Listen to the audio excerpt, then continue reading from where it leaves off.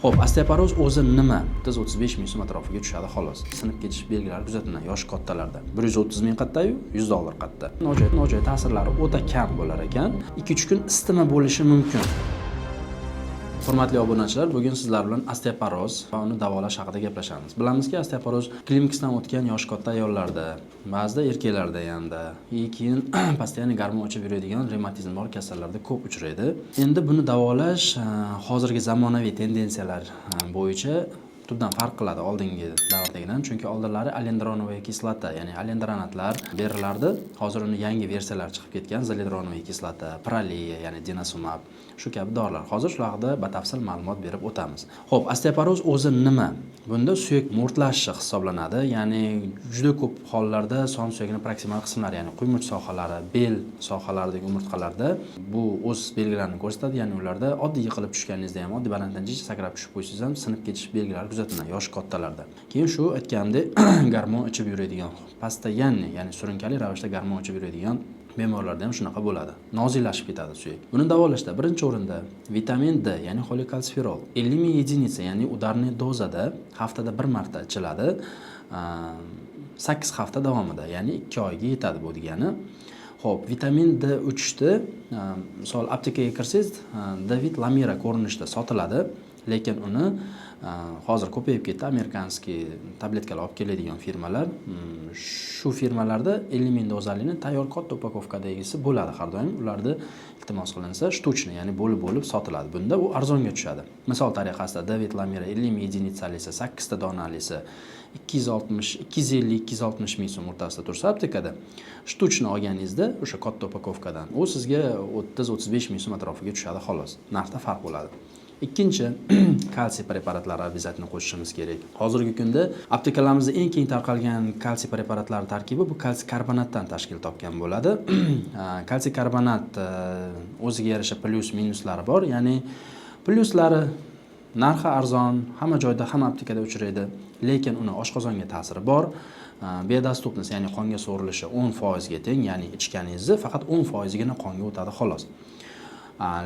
Shularni hisobga olgan holatda hozir yangi kalsiy preparatlari ishlab chiqilgan, ya'ni kalsiy aratat. Buni tarkibidagi arotoviy kislotani 2 ta molekulasi hisobiga kalsiy preparatimiz oshqozonga hech qanday ta'sir ko'rsatmaydi, qo'zg'atmaydi. Bundan tashqari qonga so'rilishi ham 90-95%, ya'ni ichgan tabletkangiz deyarli hammasi so'riladi degani bu. Kalsiy aratat ikki xil ko'rinishda mavjud aptekalarimizda. Odafarmdan ishlab chiqarilgan kalsiy aratat 500 mg plus еще vitamin D ham bor. Lekin u juda kam uchraydi aptekalarda, bilmadim nimaga. Ikkinchi, более доступный, topsa bo'ladigan Swanson degan Amerika firmasi bor. evitamin.uz degan sayt orqali bemalol ular bilan aloqaga chiqsa bo'ladi. Amerikadan keladi bu preparatimiz kalsiy aratat 85 mg, bitta upakovkada 60 dona, uni bittadan 2 mahal ovqatdan keyin ichiladi. To есть ikkita upakovkasi sizga yetadi. Uni donasi o'sha bitta pachkasi 200 ming so'mga to'g'ri keladi. Ikkita pachka уже 400 ming so'm.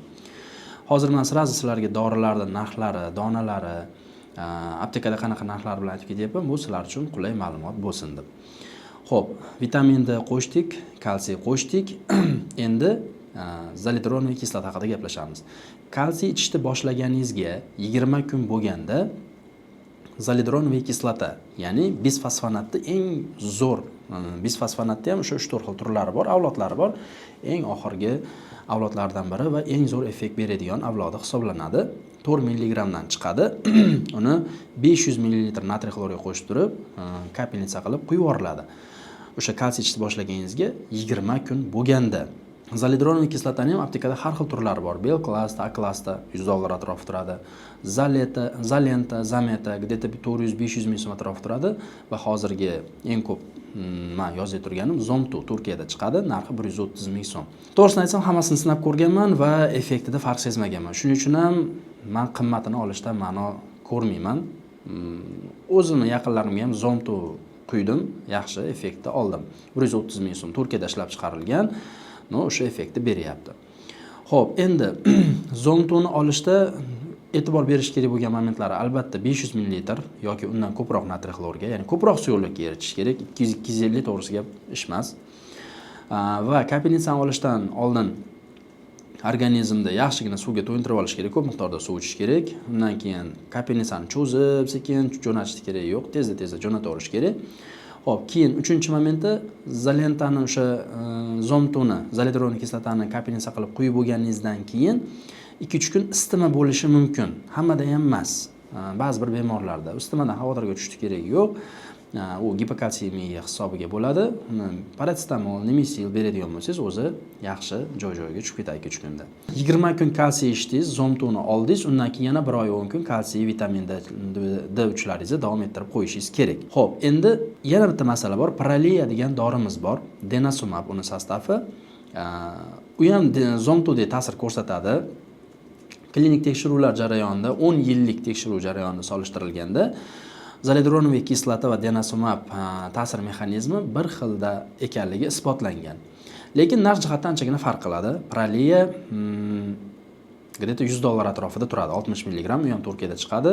6 oyda bir marta teri ostiga qilinadi. Endi hammani xohishi har xil.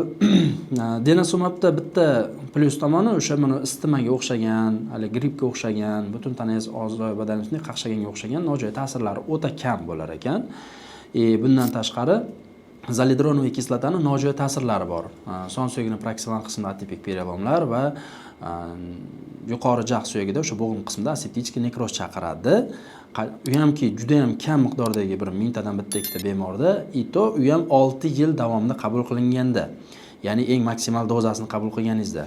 Men bo'lsa uni 3 yil davomida tavsiya qilaman xolos. 3 yil zolidronoviy kislota, undan keyin 3 yil peririv faqat vitamin D3 va kalsiy qabul qilinadi xolos.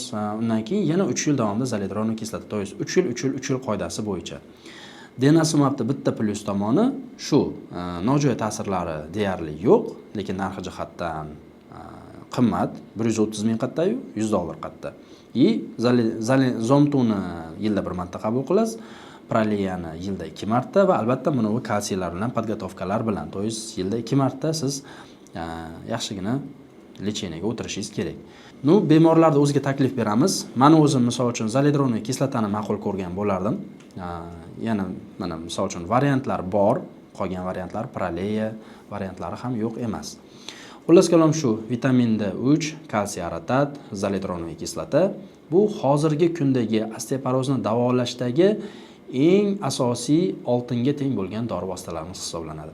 Agar sizda yaqinlaringizda keksa yoshli ayollar, ya'ni klinikdan o'tgan ayollarda, постоянно gormon ichib yuradigan bemor tanishlaringizda shu osteoporoz belgilari bo'la turgan bo'lsa, marhamat bizga murojaat qiling, lecheniyalarni yana qo'shimcha korreksiya qilib berishimiz mumkin. Chunki bu aytgan lecheniya bu standart lecheniya. Balkim bunga qo'shimcha yana qanaqadir NPVS dorilar vositalarimiz, steklavinitel yoki umumiy organizmda ukreplaющий qiladigan dori vositalar ham qo'shishimiz mumkin. O'z boshimchalik bilan lecheniya qilmaganingizni tavsiya qilamiz albatta.